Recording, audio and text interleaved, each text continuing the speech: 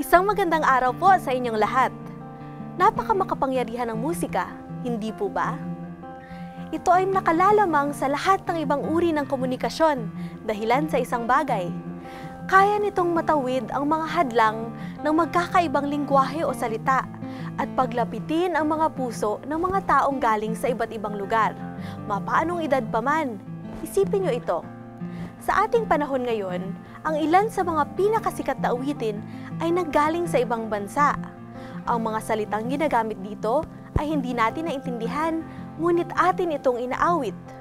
Kapag maghanap pa nga sa internet, naku, pati mga lolo at lola ay inaawit din ang mga ito.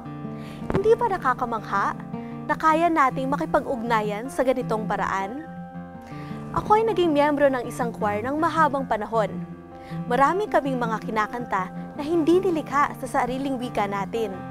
Ngunit kahit taga noon, ako mismo na umaawit ay nadadala sa himig ng mga awiting ito. Ikaw ba ay nakaranas ng ganito? Yung kahit na ang mga salita ay hindi mo maintindihan, ay parang naintindihan mo pa rin ang mensahe ng awitin dahil lamang sa himig? Marahil ay oo. Mapabata pa nga o matanda, pare-pareho tayong nadadala basta mayroong pinatugtog na musika. Sa tingin ko nga, dahil kaya itong maintindihan ng kahit na sino, pwedeng ipasya na musika ang sinasabing language of heaven, hindi po ba? Napakabait talaga ng ating Panginoon. Binigyan niya tayo ng puso at pandinig para masayahan tayo sa musika at para magbibigay kulay pa sa ating mga buhay. Napakaswerte talaga natin. Huwag po kayong aalis at dadalhan namin kayo ng awitin ng pasasalamat sa ating Ama. Kahit ang salita nito ay hindi ating sariling wika, kahit mapaanong edad ka pa man, sigurado akong maiintindihan pa rin ng puso ninyo ang mensahe nito. Be inspired, listen, and be blessed with songs and stories that have changed lives, because these might change yours. Music for His glory.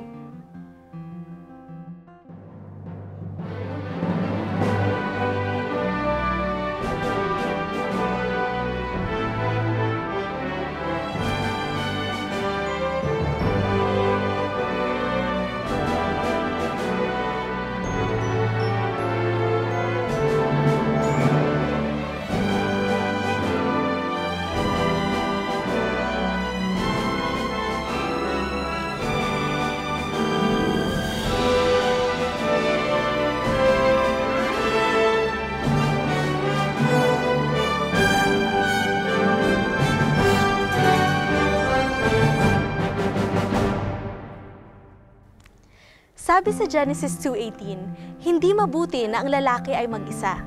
Siya ay ilalalang ko ng isang katulong niya. Likas sa ating mga tao na maghanap ng makakatuwang natin sa habang buhay. Kadalasan, matutuklasan natin na ang mga talento ng ating katuwang ay sadyang ginawa para sa isa't isa.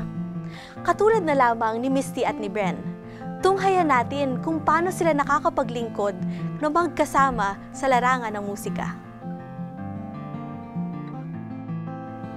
Ako po si Bren Estrito, isang consultant. At ako naman po si Misty Bontile, isang worker sa Seventh-day Adventist Church. Nagsimula po ang aking pagmamahal sa music. Natatandaan ko po nung bata pa po ako ay pinalaki po ako ng aking mga magulang na kumakanta. At dahil po sa pagpapalaki po sa akin na ganun, kasama na rin po ng impluwensya ng church at ng aming mga kamag-anak. Napamahal po sa akin ang musika na umabot po sa punto na kumakanta ako sa kahit anong bahagi ng aking buhay sa buong maghapon. Lalo na po sa umaga, habang naliligo or kahit bagong gising pa lang, napapakanta na ako. At nakakaisip ako ng mga hymns na nakakapag-set ng mood sa aking buong maghapon. Ako naman po, sa aking natatandaan, nagsimula po ang passion ko sa music noong ako po ay 6 na taong gulang.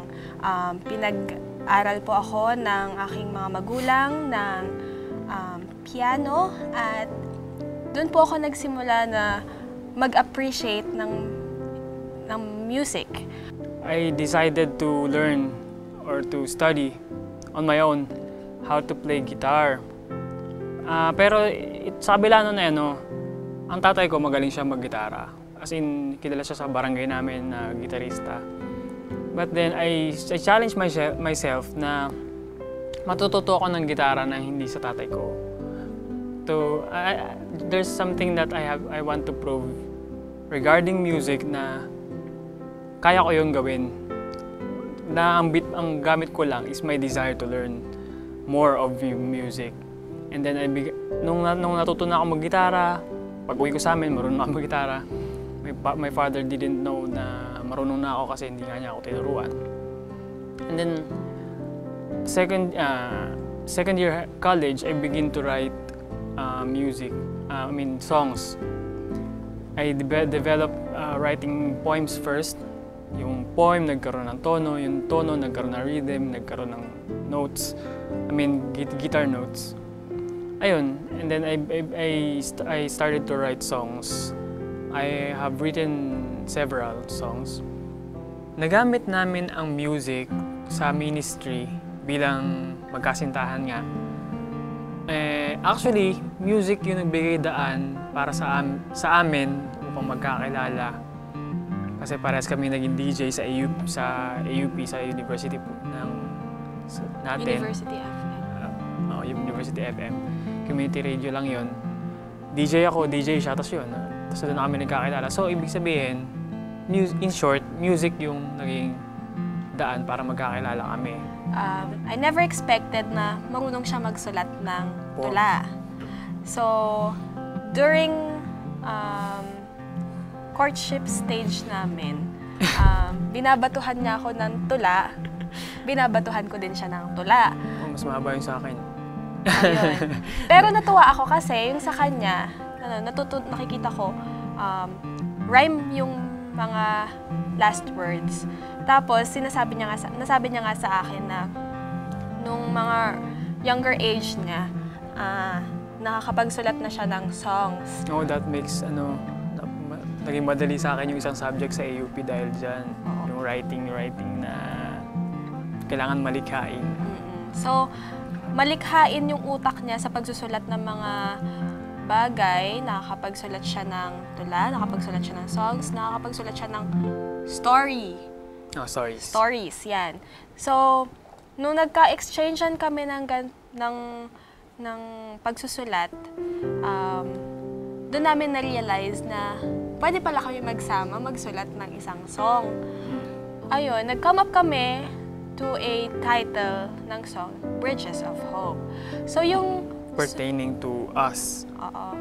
Kasi nga, alam naman natin ngayon na yung generation natin ngayon is run by communication. So, lumalaki ang mass media, may radio, internet, and television. So, mas nakikita natin na mas mapapalaganap yung good news through mass media. Malaking potential. So, yun nga po. So, nag-come up kami into the song Bridges of Hope, which means na... we are His bridges of hope to the people na there's salvation na naghihintay and there's a King that is coming back for us to be saved. And He's coming back for us for the second time. And then, yun yung pinaka-mission natin bilang mga tulay ng pag-asa. To spread good news. To spread good news to the people na hindi pa nila nalalaman na babalik ang ating Panginoon upang tayo iligtas. So yun yung yun yung title ng kanta, tapos yun na rin yung pinaka-puso niya. Tapos ang favorite kong part doon is actually the beginning. It starts with, in this world we all are called for His truth and mercies to uphold. Ayun. So yun yung, ikaw naman anong favorite part mo? Sa akin, yung favorite part ko is yung armed with the truth, inspired by His words, we are called to be bridges of hope. Kasi, the end part of the chorus. Actually, kung siya, first part ako. End part. Kasi, dun yung, alam mo yung, sa atin, sa alam na natin yung katotohanan, di syempre dapat maging bridges of hope tayo. Para sa... Merong calling. May calling na para dun sa mga unreachable, ma-reach sila through us, through us na bridge tayo ng kanilang pag-asa na makilala ang Panginoon. So sa atin pong lahat, na mga nanonood sa inyo pong lahat, ini-encourage po namin kayo na kahit maging hindi man po sa music o sa pagsasalita, kahit anong klase ng ministry po, meron kayo pong talento sa pamamagitan po sana ng programang ito, ay ini-encourage po namin kayo na gamitin at hayaan yung pagyamanin ng Panginoon ng talentong ibinigay niya sa inyo. Bilang kami po ay mga amateur lang din naman, ordinaryong tao. Hindi po kami magaling. Hindi rin kami ganun kagaling. Nagkataon na binigyan kami ng gift ng Panginoon na tumulong sa kanyang gawain. So kung hindi ka marunong magsulat ng song, pwede kang kumanta, pwede kang mag-play ng instrument, basta magpaawit or mag-encourage ng ibang tao na ilabas ang kanilang talent na ibinigay sa kanila ng Panginoon. Yun ay isang malaking bagay sa ating buhay na maging parte ng gawain. And alam ko naman po na kapag gumawa kayo ng isang song o kaya ng any kind of music or any kind of ministry, huwag kayong matakot na dahil hindi mo ma-please yung tao. Kasi alam naman natin, ang Panginoon lang naman ang maggagabay sa'yo at makikinig. It's all for praises for Him and the glory. All to His glory. All to His glory.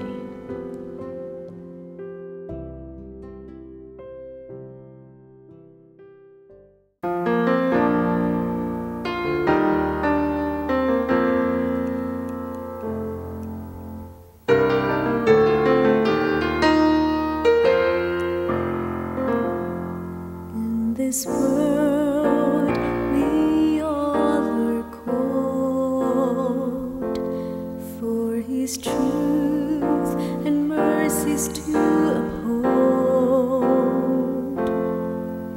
And as we do our part, we will please our Father's heart.